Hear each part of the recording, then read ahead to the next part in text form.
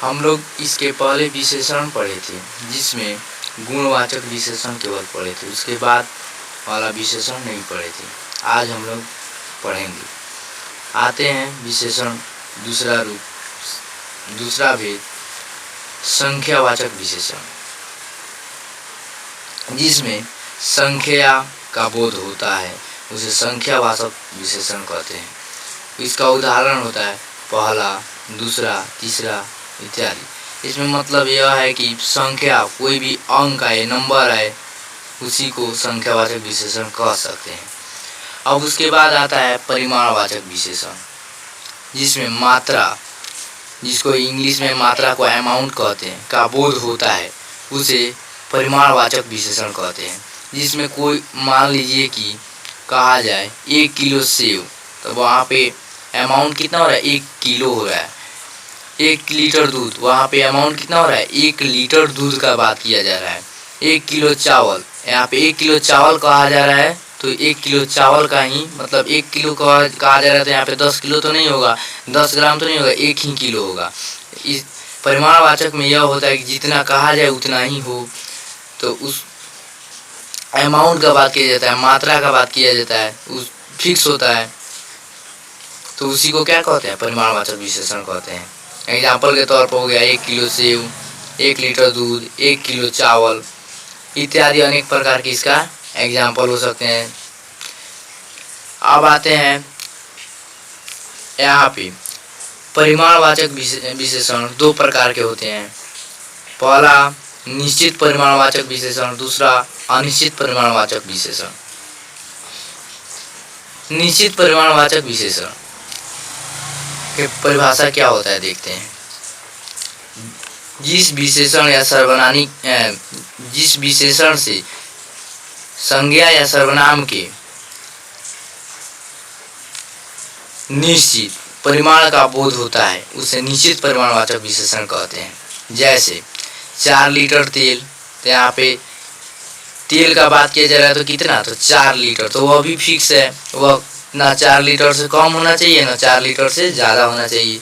2 kilo चावल, यहाँ पे चावल का बात किया जा रहा है, तो 2 किलो ही चावल, यहाँ पे चावल 2 किलो से ज़्यादा भी नहीं, 2 किलो से कम भी नहीं, जितना का बात किया जा रहा है उतना ही, तो उसी को क्या कहेंगे, निश्चित, कि निश्चित किया गया है कि उतना ही चाहिए, उससे ज़्यादा नहीं। यदि इसमें निश्चित किया जाता है कि नहीं, जो वस्तु लेना है जितना मात्रा बताया गया उतना ही हो, तो उसी को क्या कहते हैं, निश्चित परिमाणवाचक विशेषण कहते हैं। उसके बाद आता है अनिश्चित परिमाणवाचक विशेषण। जिस विशेषण से संज्ञा या सर्वनाम के अनिश्चित परिमाण का बोध हो, उसे अनिश्चित परिमाणवाचक विशेषण कहते हैं। जैसे इसमें मात्रा का कोई निश्चय नहीं हो कि 1 किलो चाहिए कि 2 किलो चाहिए कि 2 ग्राम चाहिए। अब इसमें कोई निश्चय ही नहीं है कि 5 किलो, 10 किलो, 15 किलो कितना चाहिए।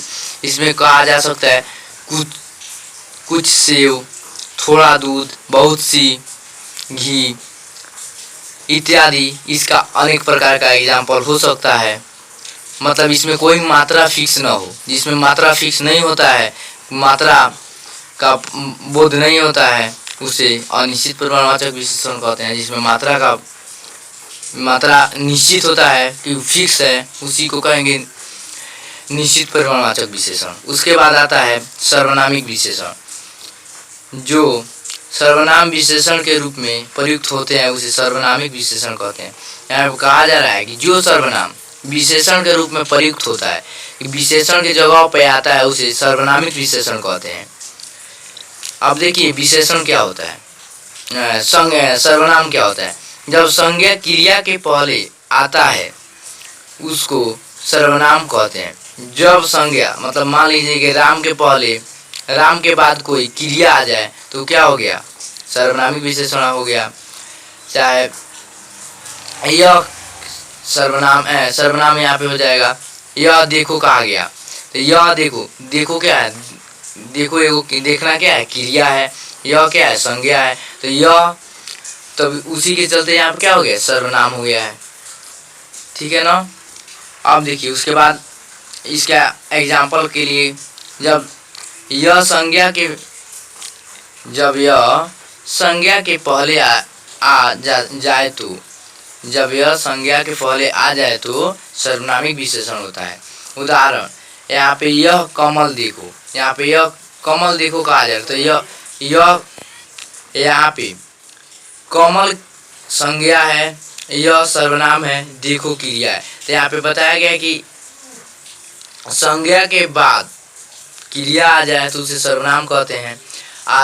संज्ञा के पहले सर्वनाम आ जाता है, इसी को सर्वनामिक विशेषण कहते हैं। जब संज्ञा के पहले सर्वनाम आता है तो उसी को सर्वनामिक विशेषण कहते हैं। और संज्ञा के बाद क्रिया आ जाए, संज्ञा के पहले सर्वनाम आ जाए, उसी को सर्वनामिक विशेषण कहते हैं। तो इसका एग्जाम्पल, यह कमल है, वह लड़का है,